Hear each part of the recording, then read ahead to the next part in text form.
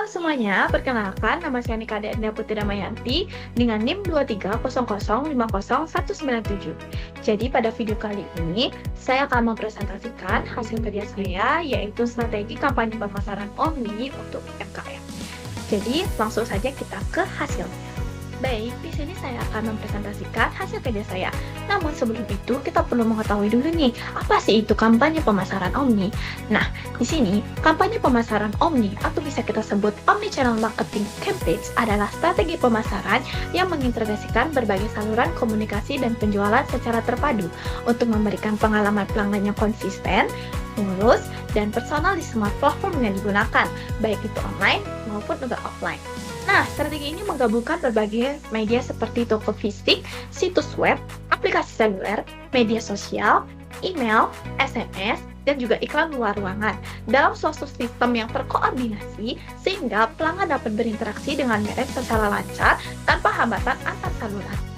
Nah, dalam strategi kampanye pemasaran Omni UMKM yang saya gunakan yaitu Swasti Rasa Bali, di mana di sini strategi kampanye pemasaran Omni untuk UMKM toko kue tradisional Bali, yaitu Swasti Rasa Bali, saya pilih karena saya sendiri tinggal di Bali dan juga banyak UMKM yang menjual rata-rata di daerah saya melaksanakan usaha seperti ini. Nah, di sini kita perlu mengetahui dulu nih, kenapa sih namanya itu Swasti Rasa Bali, atau kita kenali dulu nih profil dari Swasti Rasa Bali. Nah, Swasti Rasa Bali adalah sebuah usaha mikro kecil dan menengah atau UMKM yang bergerak di bidang kuliner tradisional khas Bali, khususnya produksi dan penjualan kue tradisional. Dengan mengusung nama Swasti Rasa Bali yang bermakna selamat atau sejahtera rasa Bali, usaha ini ingin memberikan pengalaman kuliner yang membawa kebahagiaan dan kesejahteraan bagi para pelanggan mereka. Nah, selanjutnya di sini, di mana kita sudah memasuki era digital. Nah, adakah sebuah tantangan di era digital ini bagi UMKM seperti ini? Tentu jawabannya ada, di mana terdapat beberapa tantangan. Yang pertama, konsumen, di mana perubahan selera konsumen yang lebih menyukai makanan modern dan pengalaman personal yang mendalam menjadi tantangan bagi Swasti Rasa Bali ini. Lalu yang kedua ada persaingan, di mana persaingan ketat dengan produk modern dan impor, serta kebutuhan untuk terus berinovasi. Selanjutnya ada distribusi. Keterbatasan jangkauan distribusi dan kompleksitas logistik menjadi kendala dalam menjangkau pasar yang lebih luas. Teknologi, kurangnya pemanfaatan teknologi dan keterampilan digital yang terbatas dapat menghambat efisiensi operasional dan pemasaran. Yang kelima ada sumber daya. Kesulitan mendapatkan dan mempertahankan sumber daya manusia yang kompeten menjadi tantangan dalam menjaga kualitas produk dan layanan. Dan selanjutnya ada juga pemasaran, di mana pemasaran ini biaya pemasaran tradisional yang tinggi dan kesulitan mengukur efektivitas kampanye menjadi kendala dalam meningkatkan brand awareness. Yang ketujuh, di sini ada operasional, di mana fluktuasi harga bahan baku dan keterbatasan modal dapat mempengaruhi profitabilitas usaha. Dan yang terakhir di sini ada produk, di mana kebutuhan untuk terus berinovasi dalam menciptakan produk baru dan menjaga kualitas produk menjadi tantangan yang berkelanjutan.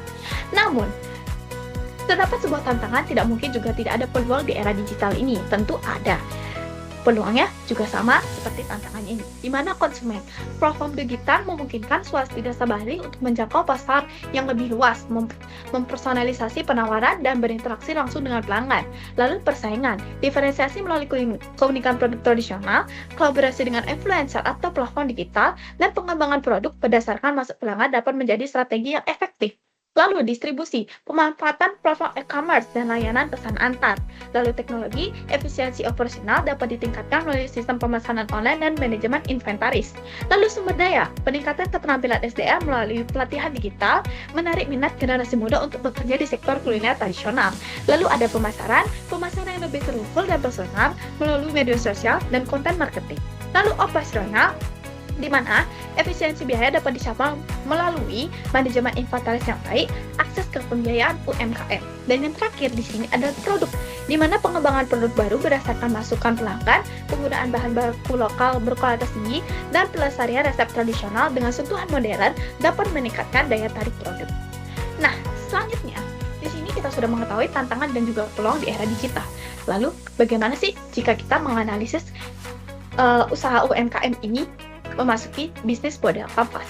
Di mana yang pertama di sini ada bagian dari value proposition, di mana value proposition ini yang pertama ada keaslian dan juga kualitas, di mana jajanan dibuat berdasarkan resep-resep tradisional Bali yang turun-temurun. Lalu pengalaman budaya menawarkan pengalaman yang kesempatan untuk merasakan budaya Bali melalui makanan tradisional. Jajanan dapat dilengkapi dengan cerita atau informasi tentang asal-usul makanan tersebut. Lalu ada juga kemasan ramah lingkungan, di mana menggunakan kemasan berbahan alami. Misalnya, kita seringkali menemukan di Bali itu jajanan tradisional menggunakan daun pisang.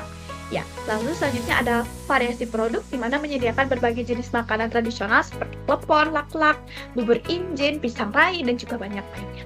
Lalu selanjutnya ada customer relationship, di mana di sini kita melakukan pelayanan yang ramah dan personal, program loyalitas seperti menawarkan diskon, dan juga kita memberikan penawaran produk gratisan mungkin. Lalu ada interaksi di media sosial, ada feedback pelanggan.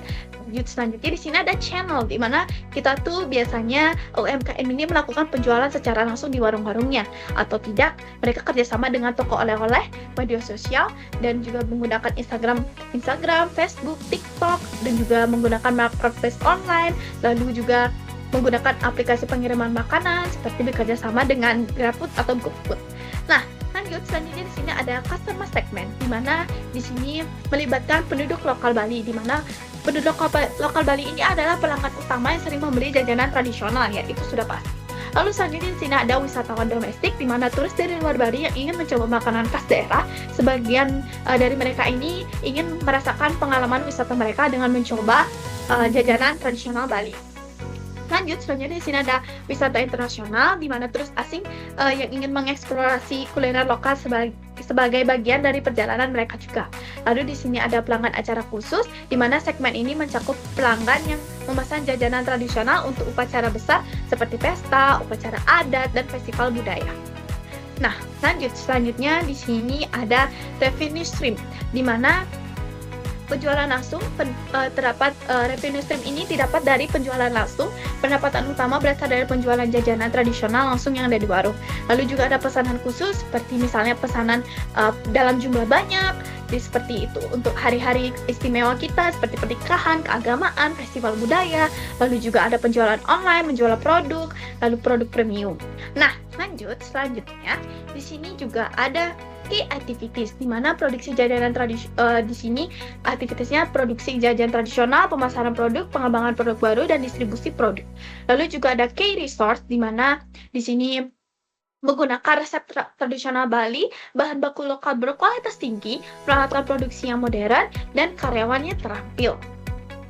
Lalu selanjutnya di sini ada key partners, yang dimana pemasok bahan baku lokal, dimana kita masih menggunakan petani kelapa, produsen gula aren, dan pemasok tepung beras menjadi mitra penting.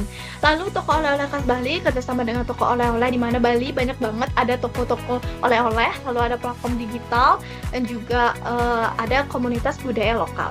Selanjutnya ada biaya cost struktur yang terakhir. Di sini ada biaya bahan baku utama, lalu ada biaya operasional warung, biaya pemasaran dan promosi, dan juga gaji karyawan, dan yang terakhir ada investasi peralatan produksi modern. Nah, selanjutnya di sini saya akan lanjutkan analisis SWOT, di mana ada strength, weakness, opportunities, dan juga threat. Yang pertama kita akan bahas pertama di sini ada strength atau kekuatan, di mana keaslian dan kualitas produk menggunakan resep tradisional yang Bali sudah turun-temurun. Lalu juga kemasan ramah lingkungan, dan juga diferensi produk menyediakan berbagai variasi jajanan tradisional dengan inovasi modern tanpa menghilangkan esensi aslinya, dan juga jangkauan pasar yang luas, di mana memiliki kanal distribusi beragam seperti penjualan langsung, marketplace online, dan pengiriman makanan seperti GrabFood atau GoFood ya. Lalu ada dukungan dari komunitas budaya, di mana berkolaborasi dengan komunitas budaya lokal untuk memperkenalkan jajanan sebagai dari bagian pelestarian budaya.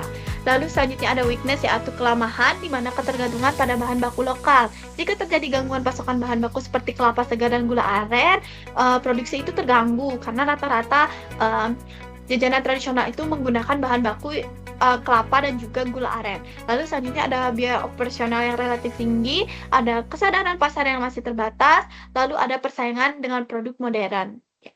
Lalu selanjutnya di sini ada opportunities atau peluang, di mana tren konsumsi makanan tradisional dan sehat, di mana Meningkatnya minat masyarakat terhadap makanan alami dan sehat memberikan peluang untuk memperluas pasar. Ada pertumbuhan pariwisata di Bali, di mana wisata domestik dan internasional mencari pengalaman kuliner lokal. Lalu ekspansi pasar digital, marketplace online, dan aplikasi pengiriman makanan memungkinkan jangkauan pasar yang lebih luas. Lalu ada dukungan pemerintah untuk UMKM dan produk lokal. Dan yang terakhir di sini ada threat atau yang kita sebut sebagai ancaman, di mana salah satunya di sini paling sering terjadi di UMKM atau bahkan usaha-usaha yang lain itu adalah persaingan yang ketat, di mana banyaknya usaha yang sejenis dan menawarkan jajanan tradisional dengan harga yang lebih rendah. Ada fluktuasi harga bahan baku, perubahan selera konsumen, dan juga regulasi dan standarisasi produk. Selanjutnya, di sini saya akan menjelaskan mengenai analisis lingkungan persaingan dengan Porter 5 Force. Di mana di sini yang pertama kita mendapatkan ada new enters atau ancaman pendatang baru, di mana ada hambatan masuk rendah, di mana industri kuliner khususnya makanan tradisional memiliki hambatan masuk yang relatif rendah. Siapapun dapat memulai bisnis sejenis dengan modal yang tidak terlalu besar. Lalu ada modal awal relatif kecil, di mana untuk memulai bisnis dengan tradisional investasi awal cukup terjangkau, terutama jika menggunakan dapur rumahan dan penjualan online. Lalu selanjutnya ada brand loyalty, bisa memperlambat jika bisnis Anda sudah memiliki citra merek. Lalu selanjutnya di sini ada suppliers atau kekuatan tawar pemasok. Di sini ada dari bahan baku berasal dari pemasok lokal, di mana usaha kita tuh sangat bergantung pada petani lokal ya. Lalu ada kualitas bahan baku tuh sangat penting karena sebagian besar jajanan tradisional Bali itu jajan basah, di mana kualitas produk itu sangat mempengaruhi banget. Kualitas bahan-bahan yang kita pakai itu sangat mempengaruhi banget. Lalu selanjutnya ada bisa melakukan diversifikasi pemasok. Untuk menurunkan daya tawar pemasok, kita tuh dapat menjalani kerjasama dengan beberapa petani atau koperasi berbeda sehingga tidak terlalu bergantung pada satu pihak saja. Lalu selanjutnya di sini ada buyers. Nah, di mana di sini konsumen punya banyak pilihan. Konsumen saat ini memiliki akses ke berbagai macam makanan ringan, makanan modern. Lalu tidak ada diferensiasi yang kuat. Lalu ada loyalitas dapat ditingkatkan melalui pelayanan yang ramah serta personal, program loyalitas, memberikan diskon, promosi di media sosial. Nah, di sini ada substitutes atau kita sebut ancaman produk pengganti, di mana banyak makanan ringan alternatif, mulai dari snack modern, makanan instan, lalu ancaman ini tumbuh tinggi. Jika tidak ada keunikan dan keunggulan yang kompetitif dari usaha kita ini, konsumen bisa dengan mudah memilih produk lain yang lebih cepat atau lebih murah. Lalu menunjukkan rasa dan nilai dan budaya, produk kita tuh bisa mengurangi ancaman ini itu dengan menghadirkan rasa khas Bali, menciptakan cipta budaya yang tidak dimiliki oleh produk-produk lainnya. Nah, kita sudah mengetahui tadi hasil analisis dari BMC, FCOT, dan Porter 5 Force. Lalu di sini kita akan melihat konsep omnichannel marketing, di mana konsep omnichannel marketing ini merupakan strategi pemasaran yang menggabungkan berbagai saluran penjualan dan komunikasi baik online maupun offline ke dalam suatu sistem yang terintegrasi. Tujuan utama dari konsep omnichannel ini, kita menciptakan pengalaman pelanggan yang konsisten, lancar, dan saling terhubung di setiap titik interaksi. Lalu selanjutnya, implementasi omnichannel pada bisnis kuliner tradisional, di mana integrasi saluran penjualan dengan menghubungkan toko fisik dengan berbagai kanal online. Lalu pengelolaan stok dan pemesanan terpadu menggunakan sistem manajemen stok yang terintegrasi, personalisasi layanan, dan juga promosi, dan memaksimalkan layanan pengantaran, konsisten branding, dan juga komunikasi, dan juga tidak lupa penggunaan teknologi CRM atau kita sebut juga sebagai Customer Relationship Management. Nah, di mana kita sudah menggunakan strategi dari kampanye pemasaran Omni untuk sebuah UMKM yang kita buat. Apa sih dampaknya untuk usaha kita nanti? Nah, dampak kita penggunaan strategi kampanye pemasaran Omni ini itu bisa meningkatkan brand awareness dan loyalitas, di mana juga ada perluasan jangkauan pasar, peningkatan penjualan dan pendapatan, efisiensi operasional, dan juga pelestarian nilai budaya. Nah, kesimpulannya kita dapat Swastika Bali ini dapat terus berkembang dan bersaing di era digital dengan mengoptimalkan strategi omnichannel, menjaga kualitas produk, serta terus berinovasi dalam memenuhi kebutuhan dan preferensi konsumen. Upaya ini diharapkan dapat memperkuat posisi usaha sebagai pelaku UMKM yang mampu berkontribusi pada perekonomian lokal, sekaligus menjaga warisan budaya Bali. Oke teman-teman, jadi segitu dulu yang bisa dapat saya sampaikan. Mohon maaf jika ada kesalahan kata dan juga kekurangan. Saya akhiri dan saya ucapkan kembali terima kasih.